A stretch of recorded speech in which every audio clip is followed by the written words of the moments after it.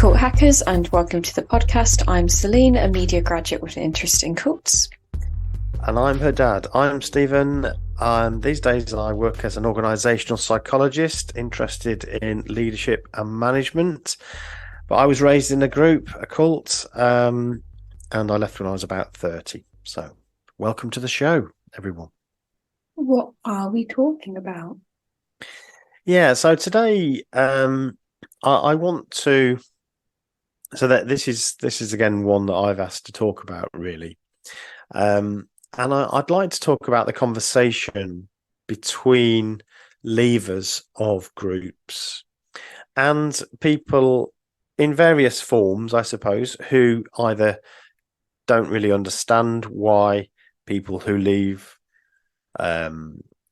religious systems or cultic groups, or why they have to talk about it. You know, why do you have to keep going on about it? Why can't you just get on with your life? That sort of thing.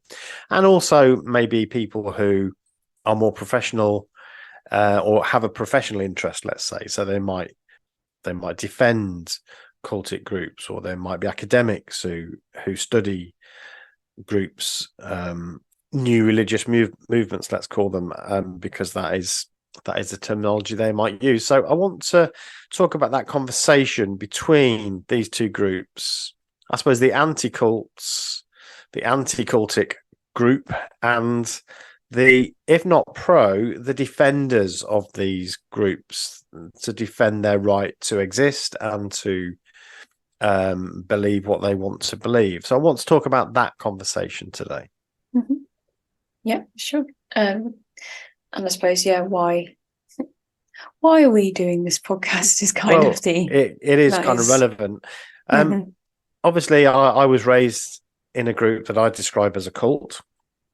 But I've given my story over the 270 odd episodes that we've done. I've talked about my own experience. You can go back into the archive if you want to listen to my story. So I don't want to replicate that. We've already done that. It's less about your story and more why you would want to tell your story. Because like you say, we've already told your story and on other people's podcasts. Absolutely. Yeah. So, you know.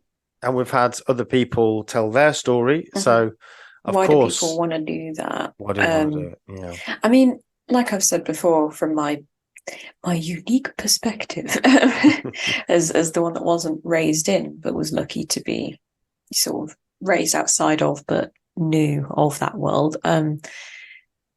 It's been I think it has been incredibly beneficial in the last 3 years talking about this, because it's not something we did talk a lot about, is it, previously?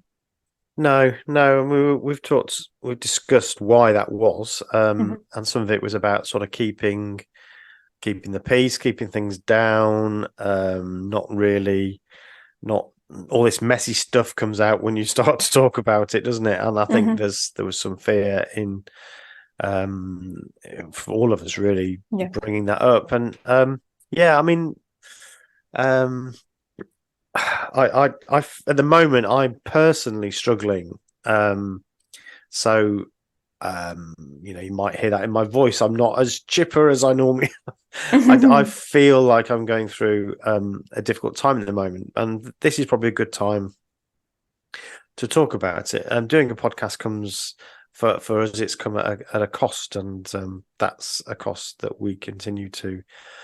A price we continue to pay. So anyway, so I wanted to talk about that, but I also wanted to do it in a way where I wanted to imagine that we're reaching out to people who take a different view to us, so I like to imagine that people have good motives, and that might not be true, of course. There are people with bad motives in the world, and I understand that. I'm not naive, but I want this podcast, I've never wanted it to be a shouty podcast. I want to talk about this in a way that I'm saying, I want to explain, I want to reach out to you. If you don't see what the problem is, either professionally or personally, or you think we should shut up about it, I just like to try and explain from my perspective what's going on and why people like us want to talk about this stuff, and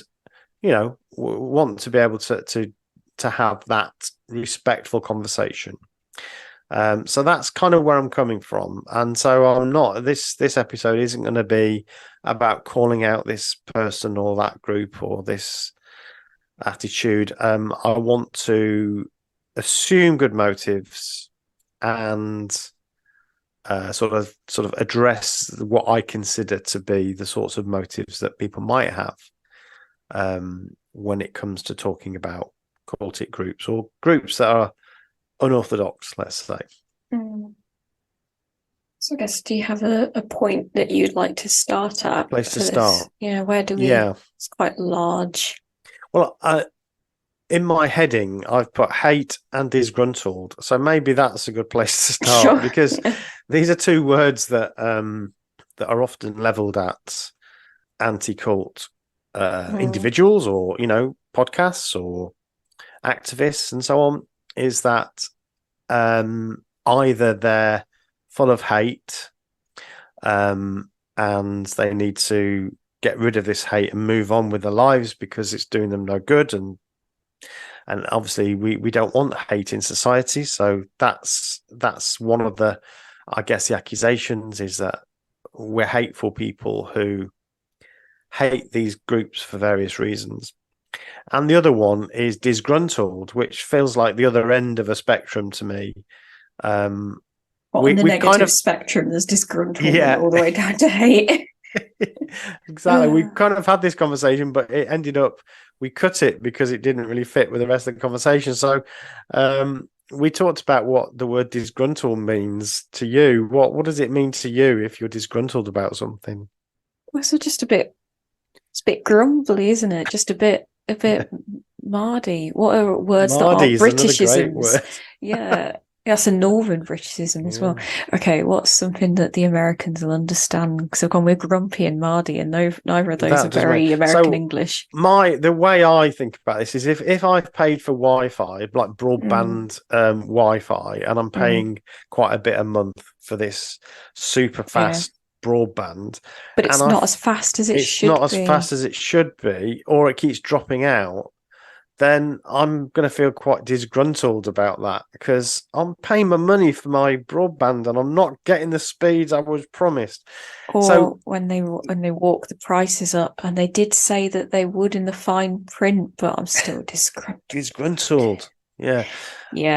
So that for me is a it's more of a customer service experience, really, isn't it? It is. Then what it's used for in this context, but hey ho.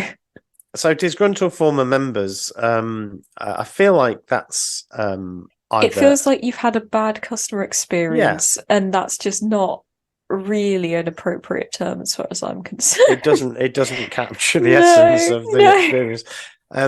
So I'd like to address that. And again, I'm going to do it in a respectful way, but I'd like to say that that disgruntled isn't how most people who leave and talk about it feel.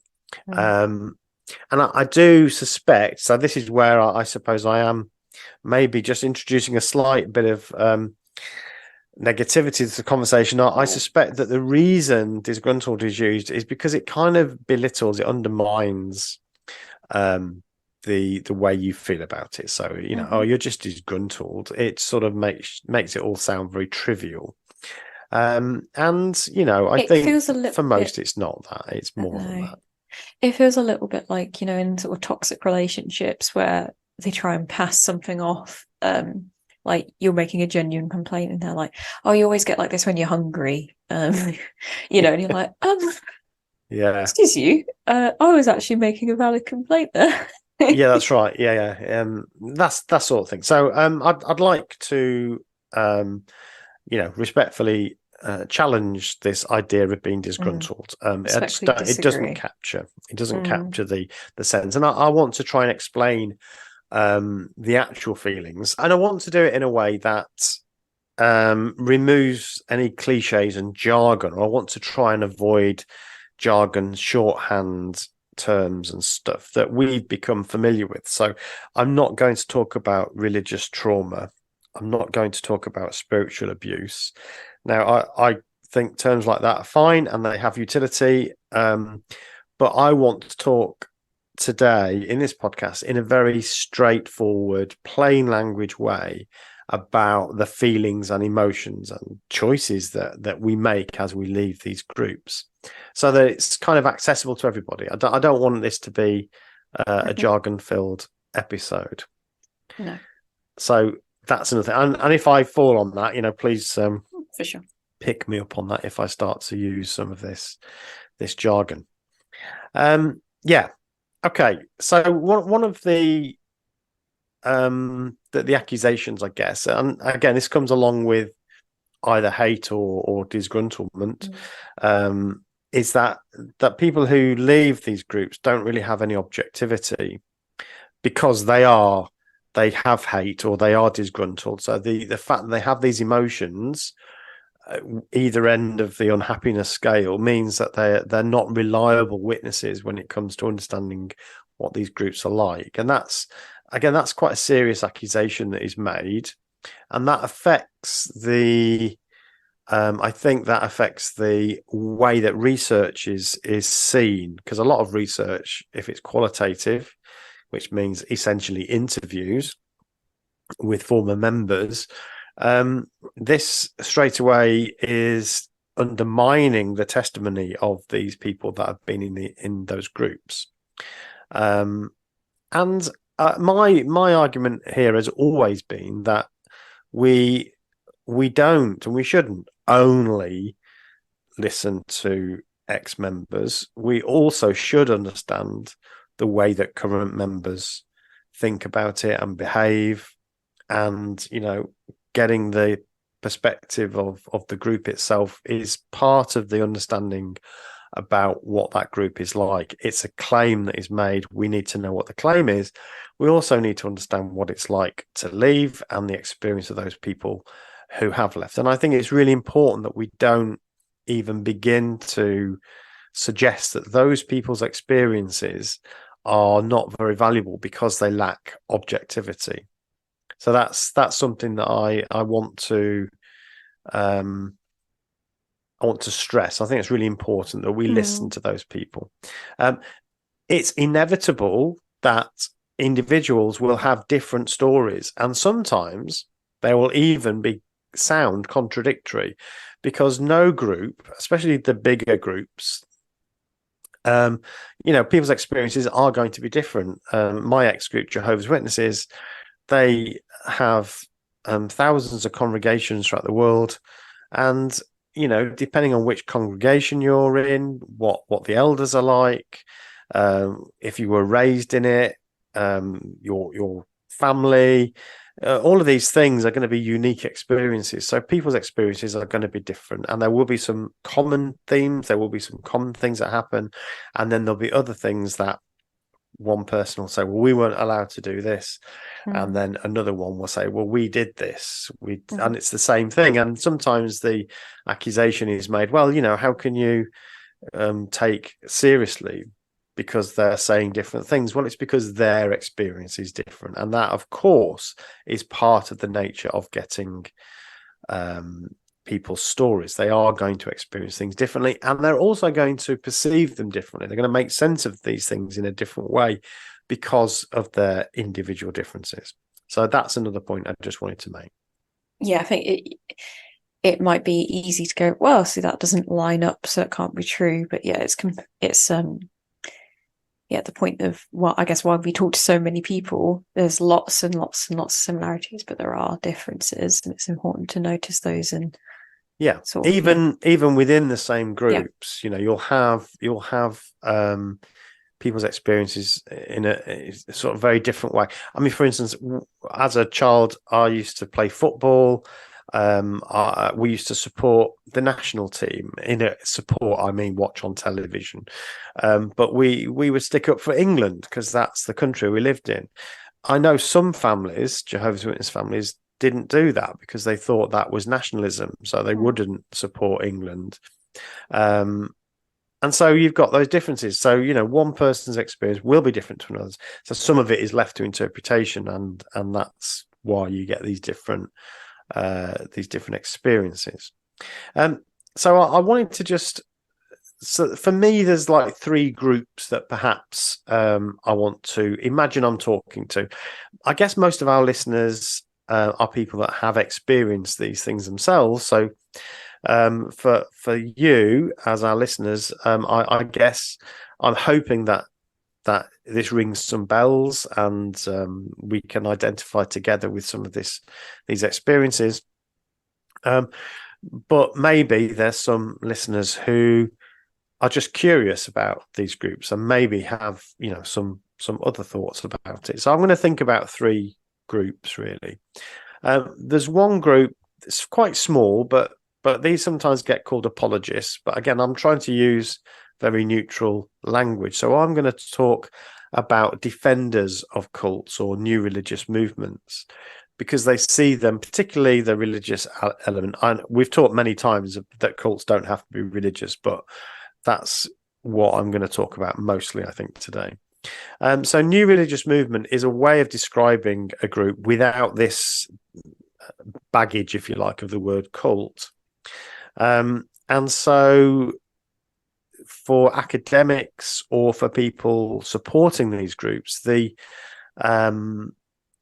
argument is that they are small normally, they're minority groups, they're faith-based organizations, and in a pluralistic society where we think that it's important for people to have the right to believe what they want to, these groups need to be protected from bigger interests. So sometimes they'll come under attack from more established churches.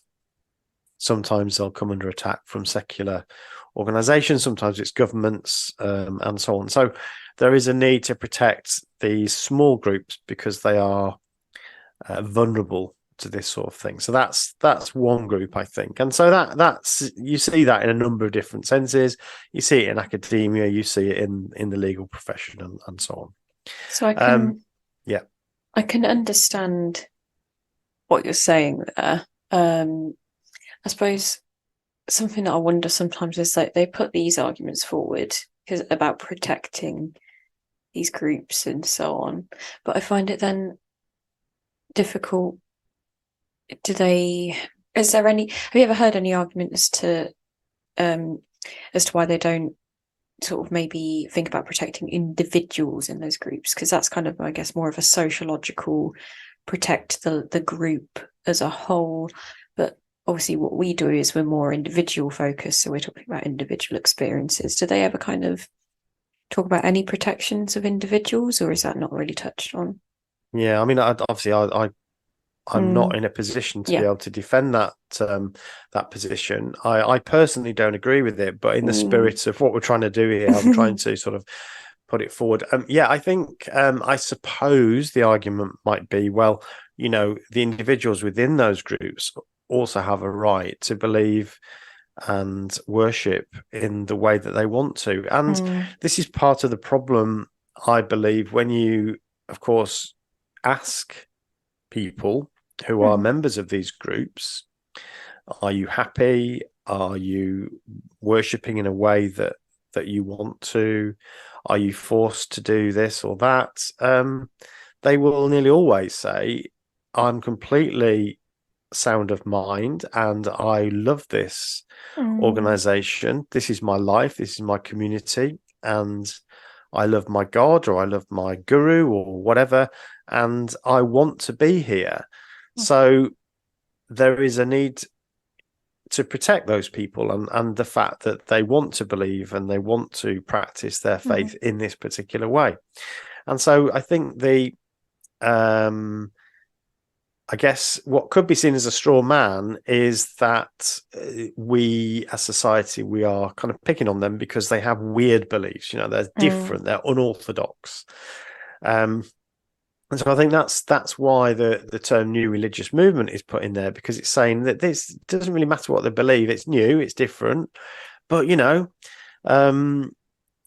if you really break down any religion or even any belief system, if you like, then there's bits of it that sound a bit weird and odd. So it's just new. That's why they're struggling, because it's new.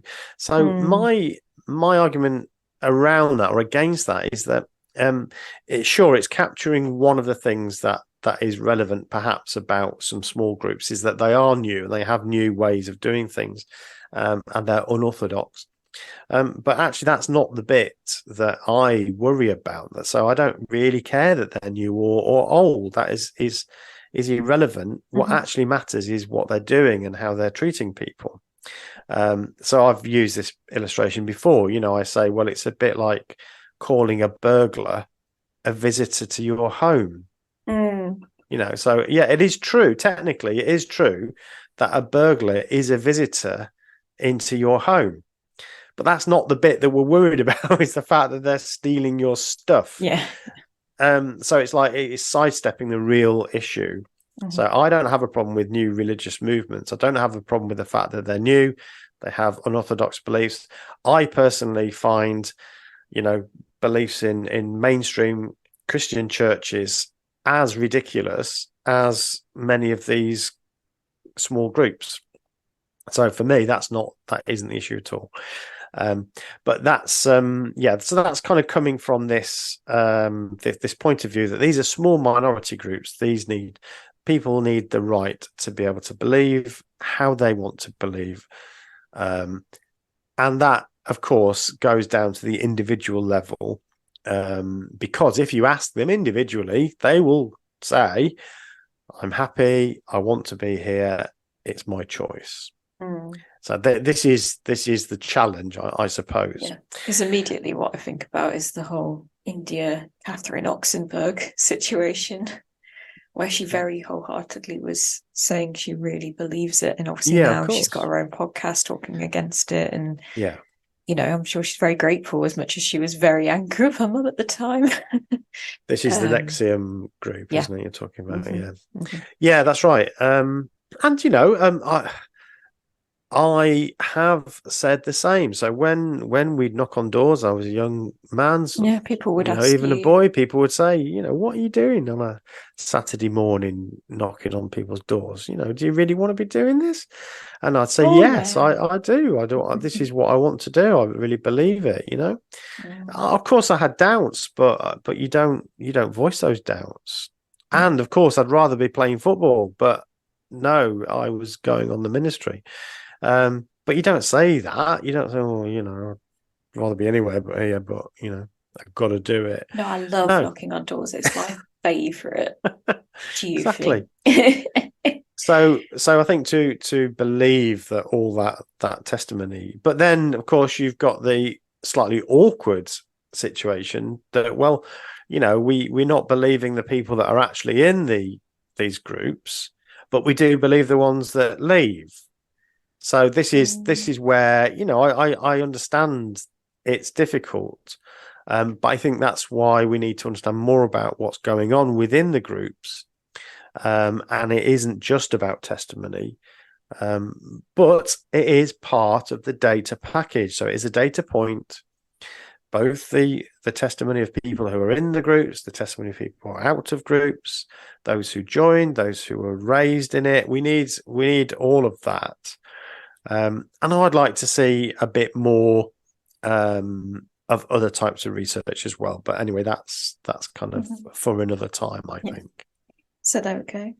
So that's a group, I think, that I'd like to imagine that I'm talking to today. I think there's another group that are uncomfortable with podcasts like this one, including perhaps some of our friends, and so there's some of our friends who will ask us about the podcast, and others who very clearly don't say anything about it, don't ask us about it, and I think there's a discomfort there. And so I think for that, what we're looking at there is probably generally people who are quite liberal, progressives, let's say, in modern political parlance. But these are I suppose, generally slightly left-leaning people who have concerns about the need to protect minority religions. So similar to the more professional people, the academics and so on. But I think these people know less about the topic. They're just, they wouldn't say anything nasty about Catholics. They wouldn't say anything nasty about Jewish people or Islam. And they're not going to say anything nasty about Jehovah's Witnesses either, or Mormons, or any religious group, because it's part of their pluralistic outlook on life, which, is I respect everybody's right to believe, and I'm going to treat people with respect, dignity, and, it's part of our culture to respect people's right to have their own beliefs, and for many people also respect their beliefs. I know there is a difference between those two, and some people talk about that interesting topic, again, not really for today, but should we actually respect people's beliefs, or should we respect their right to believe? And those two are slightly different. But I think for some, they have this automatic reflex, which is, don't really like slagging off minority religions, because it feels bigoted, it feels wrong, it feels, feels like you're picking on them, basically. So I think genuinely lots of people might take that view. Yes, I think maybe with the rise of more documentaries as well, things like that, people are starting to like happy, shiny people. The Nixon documentary, stuff like that. There's quite a lot of Netflix ones, kind of understanding a bit more. It's becoming more in the pop culture conversation. Understanding that cults, as I think Yanya's said before, and lots of other people, it's not just people in sort of orange robes, like telling, or like people yelling in the street that the end is nigh. It's seemingly normal institutions and people, neighbors, just standard behavior. Exactly, but actually there's a lot more going on.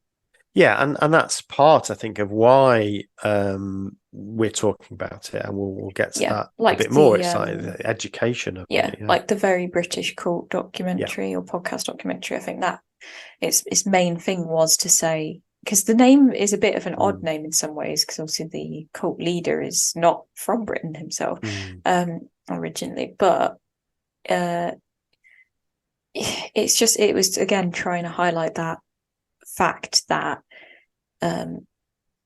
it could just be anyone. Like the first guy, he's such a bloke, you'd think, well, he'd never be in a cult. He'd never, be in that. And and then that translates to, I'd never do that. And by the end of the documentary, you're like, well, he obviously was in a cult, and I guess maybe I could be too. So, and the education piece is so really, really important. That's why we're so pleased that the quality of these documentaries has increased. It's not just about, oh, look at that weird thing over there. It's just, much better now.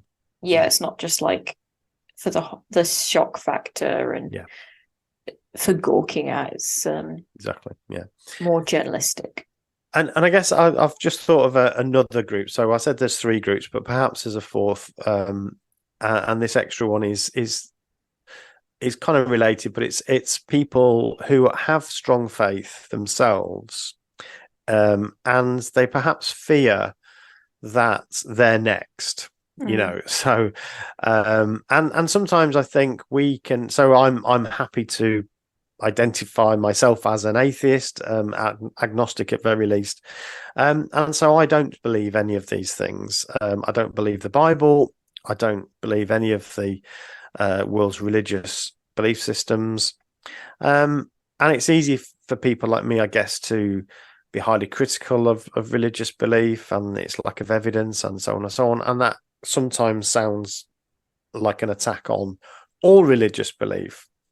And so I suppose there's a concern, if you happen to be somebody that has a lot of faith in God and that has a religious belief, nothing to do with a cult, just a belief system, that actually this is, that whatever we're doing here, we're after them next, No, and I have no issue with people that find comfort in faith or religion. No. It's just, like we said, it's what's happening behind closed doors, the manipulation of people that is the concern.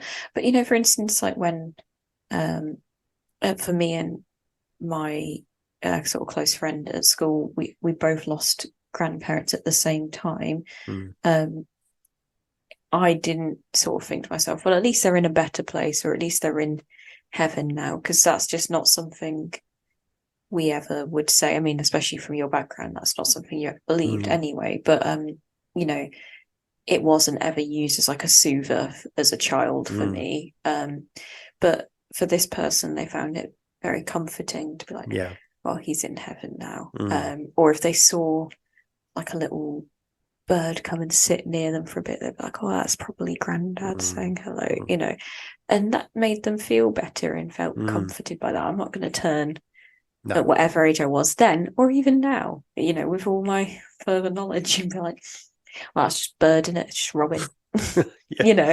That brings some comfort and peace. That's fine, because at the end of the day, we just want people to, I think, well, for me, the main thing is I do want people to find comfort and peace, and often leaving cults helps do that for people. But if you're in a religion, or like you practice a religion and it brings you that, and you're comfortable and happy and safe, that's fine. That's all I want. I feel the same. That's not to say that I'll never get involved in a debate if a religious person wants to discuss their faith, and that's fine, and I'm happy to do that. But I think that's another group maybe that they worry about that. And I think that the other group, the fourth group, as we're now saying there's four, is a kind of the armchair life hacker. And I wasn't expecting this one, I'll be honest. Let's go. So this is the kind of, I suppose, amateur psychologist who tells you that you just need to forget the past, just move forward with your life, stop worrying about the past, stop worrying about what happened. You can not change any of that. You're obsessed with what happened to you in the past. Why don't you just shut up about it, get on with your life? You've got a life ahead of you, just concentrate on that. And I hear that quite a bit. I see it quite a bit on social media. And it is, I suppose, quite an attractive philosophy. It's like, well, just look forward, be solution focused, look forward. And of course, there is some truth in the need to think about the future and not to dwell too much on the past. So in itself, it's not bad advice, but it's also not good advice. It's kind of undermining maybe the need to talk about it. And what I want to do with the rest of this podcast is talk about why people do want to discuss it and the benefits of doing that, both for themselves and others. And then at some point in the future, I think most people do that moving on thing, or they move on a lot and then they come back to it. So for me, I moved on big time and didn't think about my experience very much at all. I packaged that and pushed it down. And actually I needed to deal with it. So I feel like I did my getting on with life, got a career, got my degrees, all those things. But I still needed to deal with it. So yeah, people will do that in different orders and in different ways. And maybe for some, moving on is completely the right thing, but not necessarily for everybody. So that's, I suppose they're the groups that I'd like to imagine I'm talking to during this podcast, primarily. And obviously for the majority of our listeners who themselves have experienced it, I'll be interested in your perspectives and your thoughts. Indeed, yeah. So what's really going on, I suppose, is the first question. And obviously you can't speak for all ex-members of groups or even ex-JWs, you know. So we've already made the point that people's experiences are going to be different. And that's because their situations are going to be different and they will have different personality traits. We've talked about some of those in the past. And so that's going to affect the way that you respond to what happens to you. But obviously, during this conversation, I'm drawing heavily on my own experience. So I will talk about the religious belief that I was raised in, because that's my touch point. That's the bit I can understand most. But also with extra knowledge, I suppose, we've gained speaking to all the people we have over the 237 episodes of this podcast, Celine. So, you know, not everything that we're talking about here we have direct experience about. So you can't draw conclusions that, oh, this must have happened here and there. It's just, but obviously some will be from personal experience. So that's kind of where I want to go with it. So I know I'm rabbiting quite a lot. I'm talking quite a lot in this episode. And that's partly because I've thought about it quite a lot, and partly about where I am currently in my own mental state. I think I've been thinking about this quite a lot. But feel free to interrupt your old man any point you want to. I was just thinking, I've been thinking about so I mean, I'll jump in here and then you go with what you want.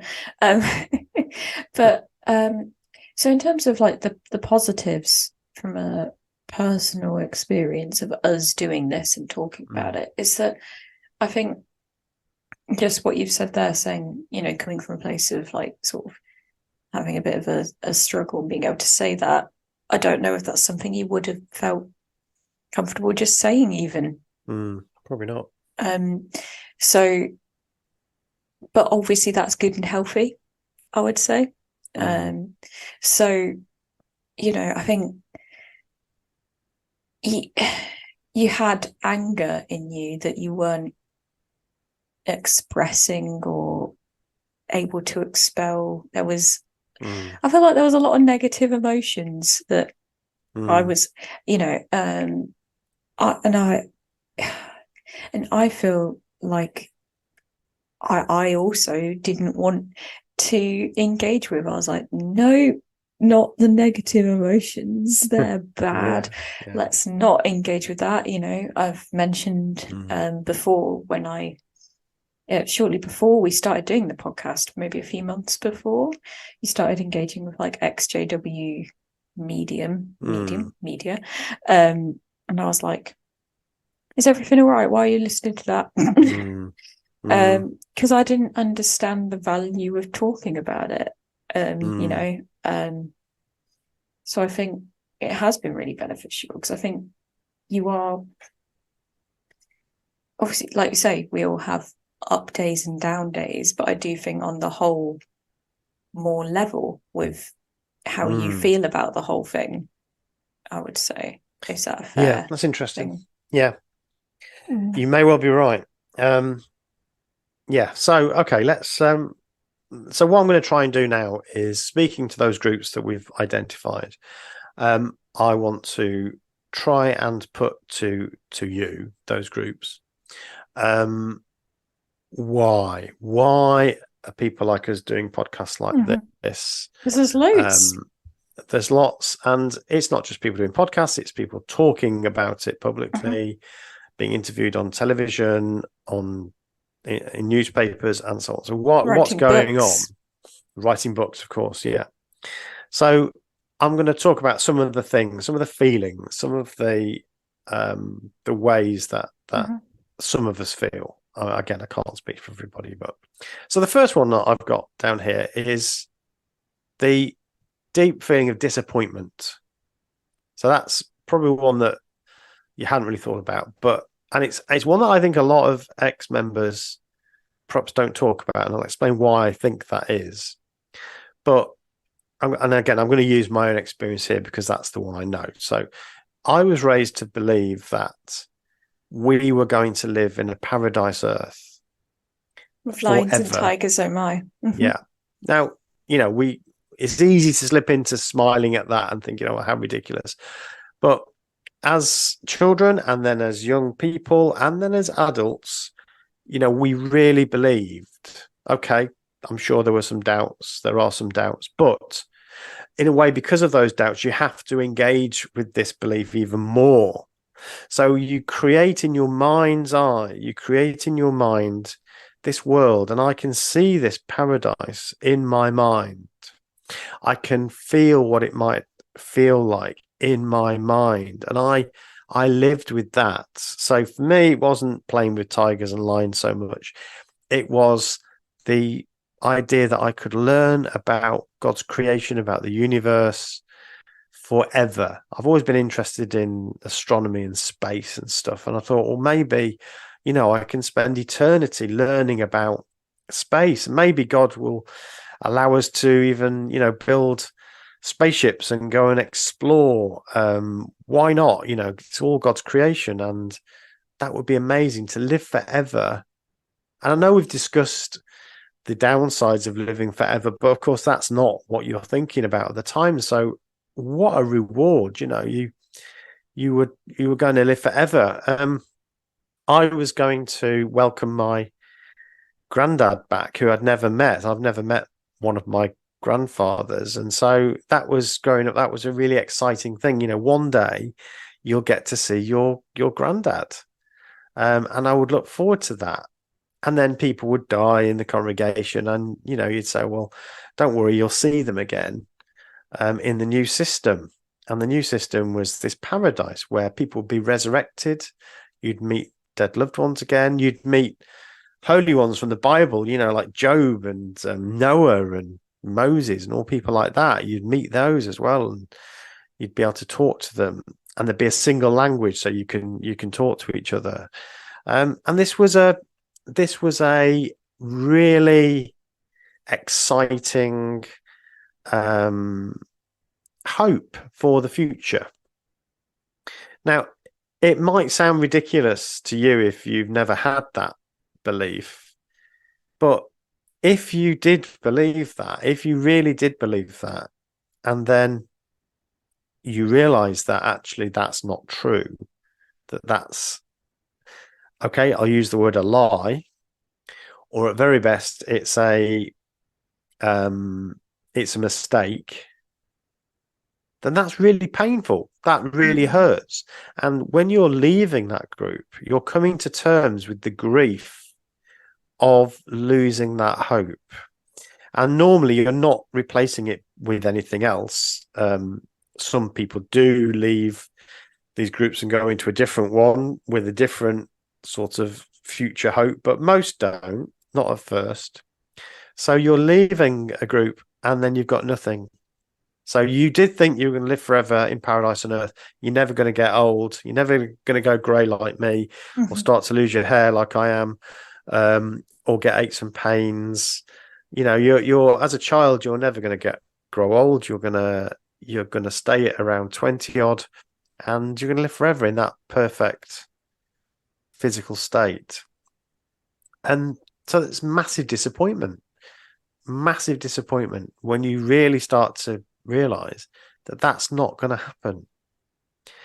So is it any wonder that people who've had that, whether it be living forever in paradise or whether it be going to a particular heavenly realm, or whatever the offer is that the group makes, is it any wonder that people want to talk about that, maybe they're quite upset about it and they're quite angry about it, and they feel like they've been lied to and cheated out of something that they really, really believed?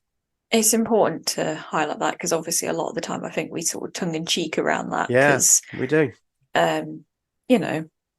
We don't always want to drag everyone down, try and be a bit funny. But not today. Not today. Hope you've got a strong drink. But yeah, it is. And I also think, apparently, even I remember apparently when someone some people we knew left, and one of their kids was still at an age where I guess the tigers, it's a real pull for the kids. We love the tigers. And I think they cried about it. They cried because they were like, I was gonna live forever with all the animals. And that made them cry. That was like devastating. Yeah, it's if you believe that, then why would that not be upsetting to realize that that's not true? That of course it's going to be upsetting. And it's everything you gave up, isn't it? That's the other thing. I didn't do. Yeah, I'm going to come to that. X, Y, Z. Ah, good. That's another one of my points. Yeah. Disappointment, though. Yeah. Disappointment is not to be sniffed at, and I think part of the reason why often it doesn't get raised properly as a real feeling is because there is an element of embarrassment about it. You don't really want to accept that you did actually believe this. You did actually imagine life in a paradise Earth with people popping out of their graves from people thousands of years ago in history to recently deceased people. You don't like to admit that you believe this stuff, and so you kind of don't want to bring it up. So we laugh it off, as you said, but no, this was a belief, and as I said, because you want to believe it, want to make it true, you kind of engage with it even more, you imagine it even more. So the paradise Earth for us, big disappointment. And I looked down and I see she had a knife right at my back. And of course, now I'm banging on the door, and the RA comes running from the computer in the hallway and opens the door. And I sprinted 3 stairs at a time up to my room. Yeah, the culture at Bob Jones University is very much like other religious institutions. They created a shame structure. These structures are intended to keep people within the boundaries of what the group or the cult wants them to be in. I was followed a lot my freshman year, second semester, because I got what was called socialed. The RA, the resident assistant on my hall, would follow me around from classes. Being able to say that's Satan, being able to say something's controlling you in a negative way so that you have to then dismiss those drives, and you have to dismiss your anger and the resentment, etc., is it's like tying someone's hand behind their back, because you're not teaching people how to address it. Surviving Bob Jones University of Christian Cults is a thought-provoking podcast series that delves deeply into the history of Bob Jones University, the psychology of fundamentalism, the criteria for cults, and survivors' experiences. The series is premiering August 23rd, 2023. Please spread the word and leave a positive review to help other listeners like you find the show. If you're enjoying the podcast, you can support it by becoming a patron. You can support the podcast for just £1 or $1.50 and receive a variety of Patreon benefits as a thank you. Don't forget to share the podcast, follow, like, subscribe, and rate the podcast on the podcast app you're using. A review is particularly helpful as it gets us recognised by new listeners. And finally, if you'd like to reach out to us and tell us about some cult hacking you've been involved in, or you just want to say hi, you can do so by going to culthackers.com and using the contact form. We love hearing from our cult hackers. Thank you for listening, and now back to the podcast. So another reason why people feel sad, angry, hurt, and want to talk about their experience is their loss of community and family often. So that's another one. So we've got disappointment, mentioned that. The next one is loss of community and family. So when people leave these groups, they lose not just being associated with a club or something, or a normal church. This is a really deep connection that you've had with these people. And I think something to focus on as well here is we often highlight our particular family unit, we faded, so we were able to keep connection with people. But it's not like we kept connection with loads of people. We did lose connection with most people. All your friends, all your friends, had to very much start again. You kept connection with a couple people, but not a lot. So even fading, even when you don't talk about it, you do. It's not like, well, so long as you do it gently, quietly, you'll keep that community. That's not the case. And I think that's something maybe we don't highlight specifically, because, we do want to highlight, I guess, a slight like privileged position of keeping some connection, because some people leave and they have absolutely no one at all. People that leave on their own, they don't have their own family units as well, or they stay in, whatever. But I think that is something to say. We call it a successful fade, but in no means did you successfully keep your community. Absolutely not. And part of that is that I'm going to continue to talk about the fade, but I do want to come back to the other experiences that we've listened to over the podcast over the last 3 years. But even on a fade, part of what you're doing when you're fading is you're protecting yourself against awkward questions that are going to put you in a difficult position. So in a way, you do it to yourself. You're trying to avoid these people that are going to ask you questions like, do you not believe it anymore, Stephen? Do you not believe the new systems coming? And do you not think this is God's organization? Do you not believe that the governing body are representing Jehovah? These are the questions that you dare not answer. So you don't really want to put yourself in a situation where you are asked them.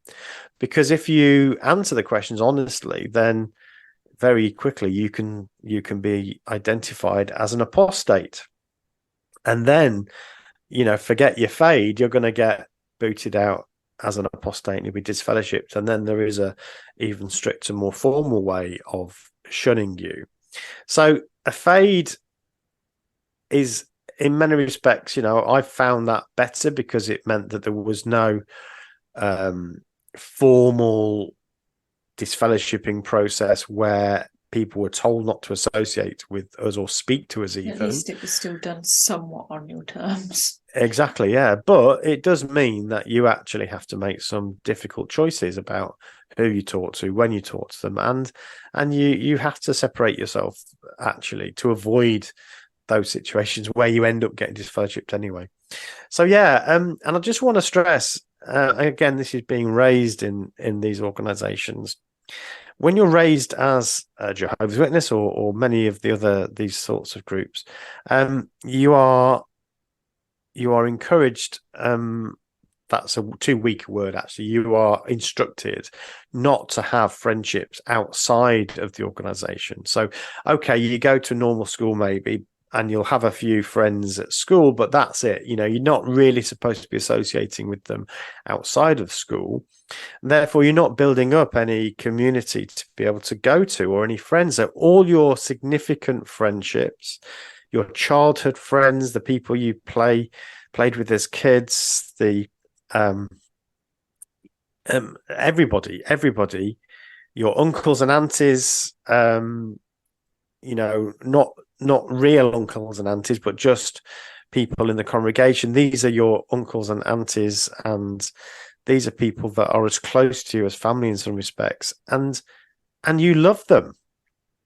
Now I know some of our guests have had some terrible experiences, and some of those uncles and aunties, particularly uncles, turn out to be people doing unspeakably horrible things to them, and I consider that to be a much worse experience than I had. I didn't have any of that sort of thing happen to me. But for me, I just love these people. They were my uncles and aunties and my brothers and sisters, and I grew up with them. We grew up together. I knew them as kids, and I loved them and cared about them. and then you have to leave them behind, not because you want to, but because you're either kicked out, you're disfellowshipped, which means you can't, they won't have anything to do with you, or you know that if you do keep in contact with them, that there's going to be a point where it becomes obvious you're now a bad associate, or you say something that is going to get you disfellowshipped anyway. So you know you're going to leave them behind, and that is incredibly painful. And so you know that that's happening, and you know that you're not going to see a lot of these people again. And if you do, it'll just be a very passing hello in the street. You're not going to want to get into conversation. And just seeing them, if you, like me, I live in the same place that I grew up in. So you see these people from time to time. And when you do, it's like a knife in your heart, because you grew up with these people, you love these people, but you can have nothing to do with them anymore. Mm-hmm. So that's another reason why people want to talk about it on podcasts, on YouTube channels. That's why they want to write books about it, because these human connections that you grew up with are so important to you, and you feel like you've got to leave them behind, or you're forced to leave them behind. It just sucks. It does suck. Yeah. And so I'm not, I don't want people to think this episode is all about, oh, woe is me. What I'm trying to do is, as I said, I already think that compared to some people, my experience was nowhere near as bad as some people's, and absolutely I'm lucky. There are lots of things about my childhood that were good. I know I had a loving family and all of that. I'm lucky. Some didn't have that for various reasons, but in a way, you're losing that is even harder. I think another one that's kind of related to this is another one. So another factor as to why people want to talk about this stuff is self-esteem. So when I talk about self-esteem, Celine, what do you think that means? What's your take on that? Pride in yourself, I would say. Yeah. So when you leave, because all your self-esteem has been wrapped up, and it is for most people, in the community in which they live. And by community, we mean people that know you, I suppose. And so because of that your significant others, people that know you, are all members of this group or church or whatever their group is. So upon leaving, where you were respected, maybe, you were loved, you were valued as a member of the congregation, you may have done things in the congregation that were valued and respected, and so on and so on. For me, I was a pioneer, I was a ministerial servant, I gave talks on a platform, I took the second school. These things gave me a feeling of pride and value in myself. So these all helped. This is a psychological need, is to have a sense of self-esteem. It's one of the most basic psychological needs that we know from lots of studies into what really matters to people. So self-esteem is one of those things we're always looking for ways to maintain a sense of value to self. And all of that gets thrown out of the window, really, because you're now one of two things when you leave. You're either a cautionary tale or you're an evildoer. So you either stumbled.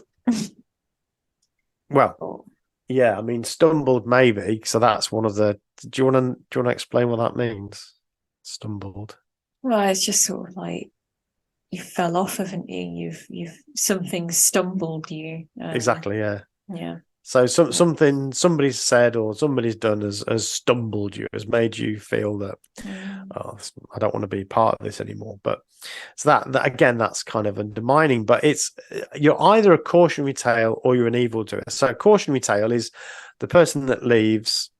Perhaps they lacked faith. They didn't listen to Jehovah's organization. They didn't follow his instruction.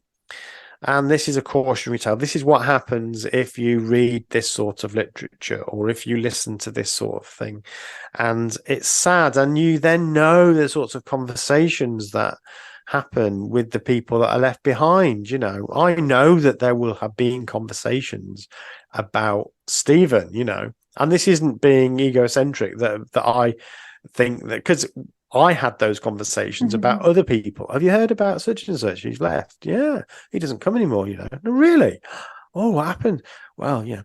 So it's like this gossip mill. I was going to say, they love a gossip. Yeah, this is what happened. Oh, isn't it sad? What's his family think? And oh, isn't that a shame? And so it's a cautionary tale that you know that is happening. And of course, from a self-esteem perspective, that's not very nice, you know, to be thought of in that way. Or you're an evildoer, you know, you're a really bad person who's doing terrible things now that you've left the organization, and you've left because you want to do bad things. You're a bad person. You're going to die at Armageddon. And that's now who you are. So you've gone from being this loved, respected person to this evildoer that's going to get destroyed at Armageddon, you know, in a great fireball. So you're either, it's either what a shame, or you're feared and hated by the people that used to love and respect you.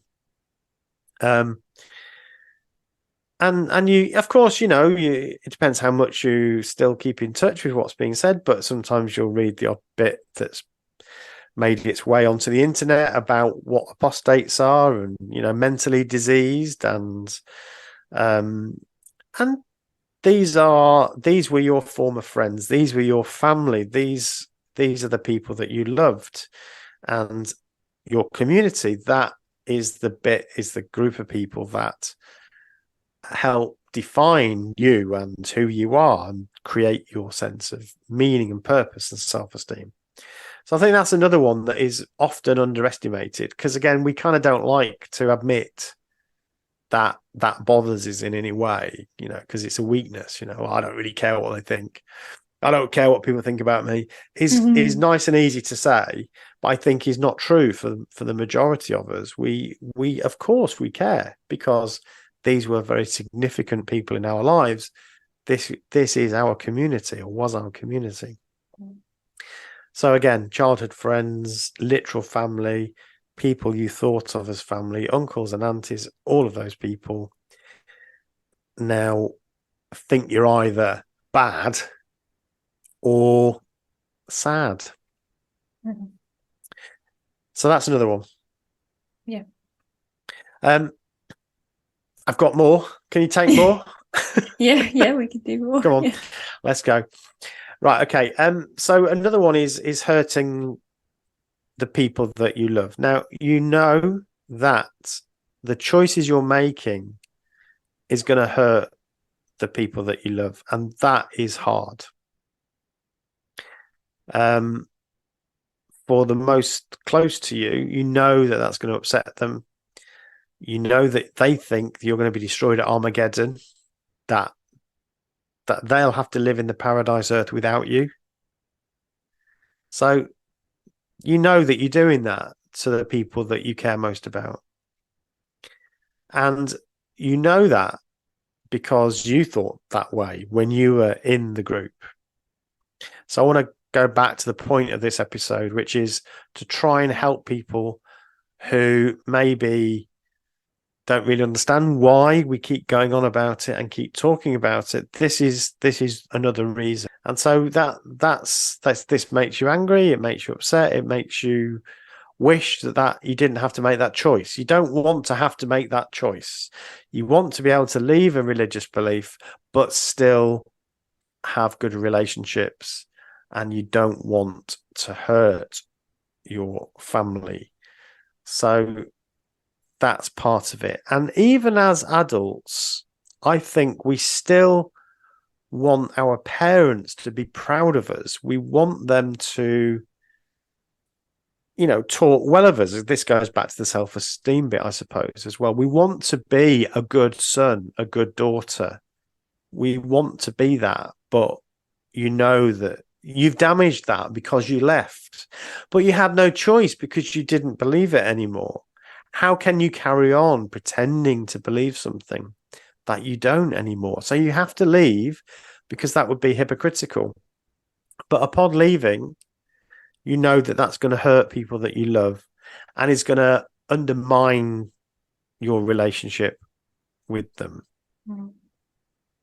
So no matter what you do in the world, no matter the family you raise, the things you achieve, it doesn't matter what you do. It will never compare to staying in the truth. It will never compare to being in the group, because you've left it, and that's all that really matters. So I can do anything in life, but it will be of no consequence, because it is meaningless. It's pointless, because it's all worldly stuff that's going to get destroyed at Armageddon. So you have no sense of yeah. I think something I thought of as well, though, that maybe people that are in that they might think, well, if I left after I've treated other people that have left, they wouldn't receive me with open arms, sort of thing. Do you know what I mean? I've found that that's kind of not true, actually. People are very kind and receiving of those that leave afterwards, because you know what it's like to have been there. Absolutely. And why they did what they did, and you know how hard it is to be at the start of that. So, if you are listening to this and you're on that side of things, I've got to imagine that the doubts might be creeping. So if that is one of the concerns, that is, well, I do know people that are out, but I was unkind to them, or I don't, you don't think that they would receive you. I mean, some people might not, some people might be like, I just can't, I'm sorry, I'm too hurt. But a lot of the time, people are ready. They understand, don't they? They understand, and they're ready to talk, and they would actually quite like to reconnect. So just throw in a little positive spin there. Good. I'm glad you're doing that, because it could all sound quite depressing. But that brings us actually to another point. That regrets is another one that is going through your mind, and why I think you want to sometimes do something and talk about it. So that could be activism, that could be talking about it on YouTube, or doing a podcast, or writing a book, or whatever it is that you feel you want to, if not repair what you've done, but you do feel a sense of regret. So some of these regrets are personal regrets, like wasted years. It was one of the biggest things that I felt. I felt like I'd wasted the most important parts of my life as a young man. Sort of, I left school at 16, and then up until 30, we've got 15 years worth of the most important time of your life, really, where you're building a career, you're getting your degree if you're doing that, or you're getting other qualifications. These are the things this is the time when you really want to be doing that. And I wasted that. Knocking on doors, pounding the streets around my local area. So I think there's a real sense of anger, frustration there. Also regrets over things you've done and said, though. So that relates to what you were talking about. If you've grown up in the group, then, you will have done things like ignored people on the street because they're disfellowshipped. If you were an elder, you may have disfellowshipped somebody. You may have actually changed their life forever by disfellowshipping them, which has meant that they can't have anything to do with their family anymore. And that must be really hard for former elders to think about those sorts of things that they did. Decisions about things like blood, raising children. If you've raised your children in some of these organizations, for mine, they've not had birthdays or Christmas, or they've not enjoyed those things that most kids of their age would have done. That can be really hard to come to terms with that stuff that you did or didn't do as a parent or as a person. So I think that's another reason why people feel very strongly about it and want to talk about it when they leave. So this is why people are speaking out. This is a lot of what the anti-cult movement is about. It's because of these deep emotional things that have happened. Yeah. And you know what? You always I'm getting closer and closer to the age at which you left, because it was about 30, right? Yeah. But and I know you obviously there are lots of things I've done, but I still it's when everyone's like, no, you're old. I still feel really young. So when, I think that's something to focus on. And I think it's taken me a while to settle on what am I going to do for a job. And I'm still in a junior position, but I have had lots of opportunities and things you've not had, but at this point in my life. But yeah, I still feel very young, so I hope that maybe is a bit of positivity there, Yeah, and I think that's where the the armchair life hacker advice is good. And I think, and it is part of what we try to talk about on the podcast. Yes, you may be older than you'd like, but it's you'd still like good. to be when you started, but you still have opportunities. So yeah, I still managed to get 2 degrees and get a job that I enjoy, and so on and so on. So yeah, you can do it, and we talk in very positive terms about that. So yeah, I totally agree. It doesn't feel quite the same when you are 30 though, and you haven't got, you've got a few O levels. That's it, and so yes, you obviously see things a bit differently. We're trying to explain why people want to talk about this and why they do activism or whatever it is that they're doing. That's one of the reasons. It is really important to have a positive outlook.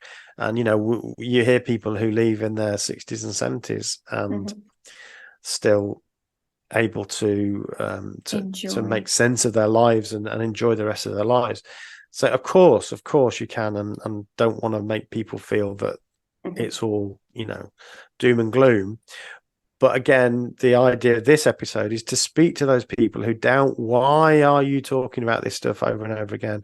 Why can't you just get on with your life? Well, this is one of the reasons. It's because you have these regrets and you feel that, you want to talk about that. So another big one that we won't go into lots of detail because we've talked about identity a lot over the years on the podcast, and I will continue to explore that area. But identity is so important. It's all wrapped up in your community, who you are, who you think you are, your story, your life story. And that takes a massive break when you leave, especially if you were raised in it, because you have to now come to terms with who you are in a different way. And that is very, very difficult, I think, for most of us. It's an area that I want to research more. I think we need to understand more about how that works. There's related topics like sense of self and personality and all of those things that I think is, you see people struggling with these things, me included. So that's another reason why people want to talk about this, is because they feel it on a very personal, visceral level, that they feel they're struggling with a sense of who they are. And sometimes I think getting into activism or doing something like that is a way to try and find an identity, find meaning and purpose in itself. So that sometimes feeds a need, I think. And that can be good. Yeah.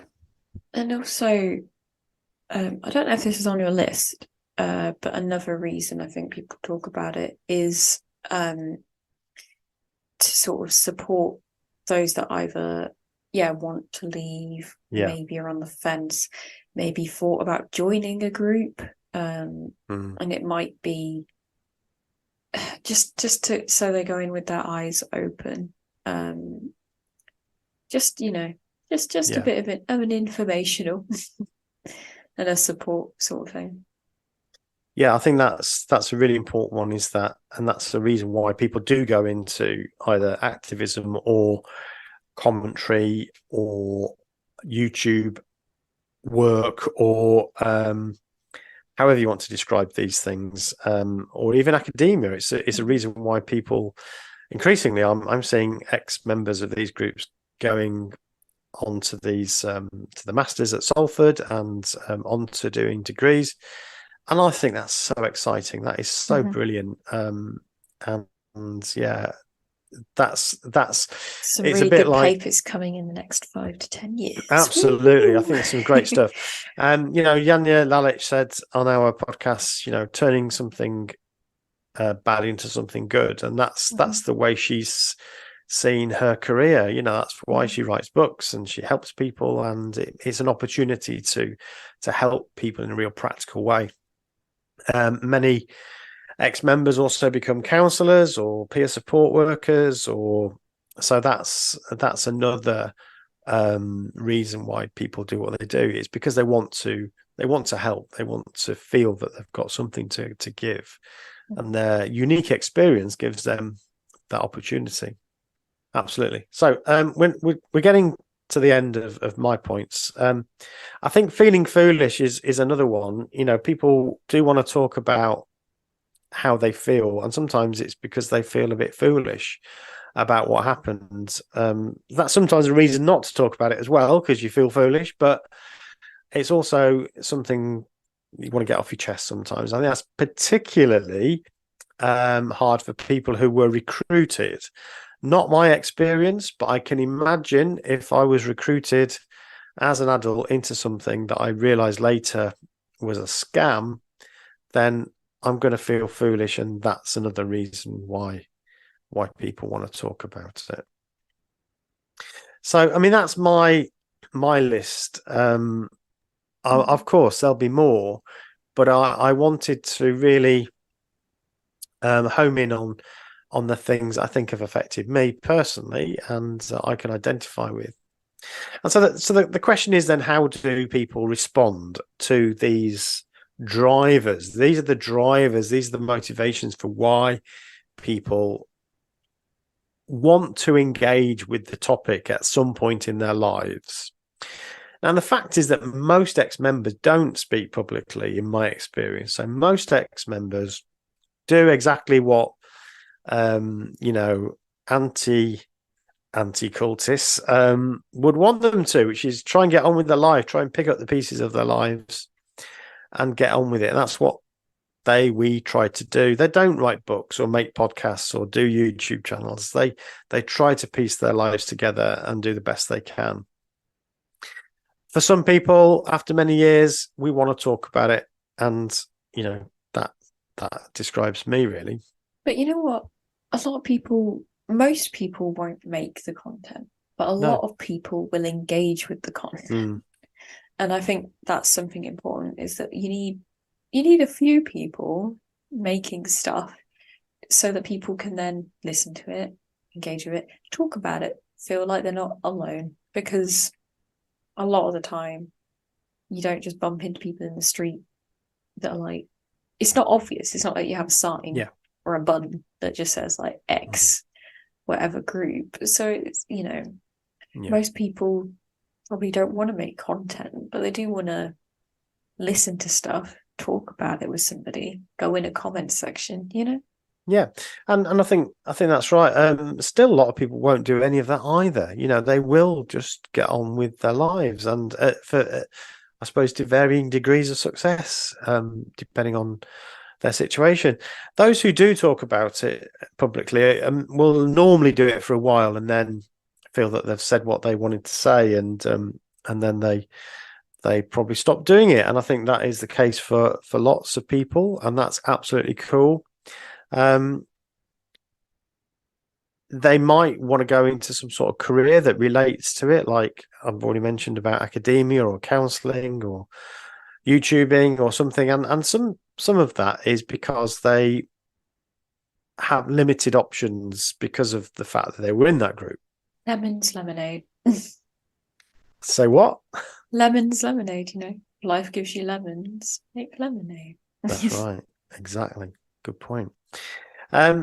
So some people do get angry, of course, and so you see some of these exchanges on Twitter and so on that are quite unpleasant at times. Some people become activists. Some want to wake their former brothers and sisters up. Some go on marches. Some write books. Some try to lobby for law changes. Some people might behave in ways that I would consider inappropriate. You know, I don't think there's any excuse for violence at all. So that's where I draw the line. But, you know, these are different ways of people expressing what their experience was and how they felt. It is so profound. I feel that it's important for those who perhaps criticize or don't really understand why people like us talk about this topic such a lot. Is, I think, just trying to understand the things that we've talked about today, really. So yeah, I suppose that's it. I just wanted to go through that. I've seen a lot of discussion around this. I do see some, let's say, attacks on people doing this sort of stuff. And I wanted to reach out in a very honest as I can way to those people and say, look, this is why. This is why, and hopefully that's made sense. So I think they can follow. So we're releasing this. So we're releasing this literally the day after it's being recorded. Mm-hmm. So we're recording this on the 25th. It'll come out on Saturday 26th. Which is just before my Land's End to John O'Groats cycle ride. So I suppose we ought to just quickly mention that. Yeah. He says, yeah. Very. Go on. Yeah. So obviously it's coming soon, isn't it? It's not. So what day do you start? Is it the 11th you start? Or do you start? No, start on the 5th. Oh. Yeah, start on the 5th. Oh, I didn't realise that. It's coming sooner than expected. It's coming very soon. I am trying to do a daily update on Instagram. So it's a 1 minute update. I've not done today's yet. I will do that later. You have been keeping it up though. I have, yeah. Successful. I'm just using Instagram and Facebook. I found Twitter a bit difficult to upload it and just sad, isn't it? A bit pointless at the minute. I've made the link clickable, so it's so if you go onto the Cult Hackers Instagram, in our bio you can click the link and it will throw you straight to the Just Giving page where people can support you. So I'm raising money for the Family Survival Trust, which regular listeners will know is a charity that helps people who are leaving, have left their families, of those who've been in cults and high control groups and so on of various different kinds. So that's the charity. So had some new sponsors recently, so that's probably why. So thank you if you've recently donated. Really appreciate that. It makes it kind of even more worthwhile. On my daily updates, I am expressing how scared and worried I am about doing it. And I think that might be part of what's contributed to my fairly low mood at the moment. You know, dieting, trying to lose weight, doing lots of exercise. I think that, and also the pressure of feeling to have to do it. But anyway, you know, so thank you very much for supporting me. I don't know what we're going to do. We haven't discussed this offline at all, but obviously I'm going to be away the next couple of weeks, so I don't know what we're going to do about the podcast. We'll have to have a think about what we're going to do. We'll talk about that offline. Take that in business speak. We'll take that offline. Take it offline. We'll circle round, loop you in. So we'll do that. I don't want to not do the podcast. On the other hand, I don't think I'm going to be in a fit state to record one, No, so obviously, we'll have to no. have a think. We We'll might be able decide to do a what we little do. live thing every now and again. But Yeah. anyway, we'll have to. If you've got any ideas, listeners, then by all means, tell us what you think. I would be suggest good. though, following us on Instagram, because that's a Hmm. place that you can easily share things. I don't know if Cool Dad. hackers. Yeah, I don't know if you've shared a story before, but you could. That's a really easy one to do updates on. But again, we'll take this offline. Teach Dad how Instagram works. Yeah, I'm getting to grips with it now. So yeah, Yeah. follow us on Cult Hackers on Instagram, and you can keep up with my daily updates. All right, okay. Well, this was a marathon one. I've now got to edit it.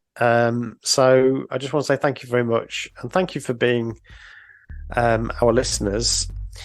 But anyway, thank you very much, and over for now. Over and out. Bye. Bye.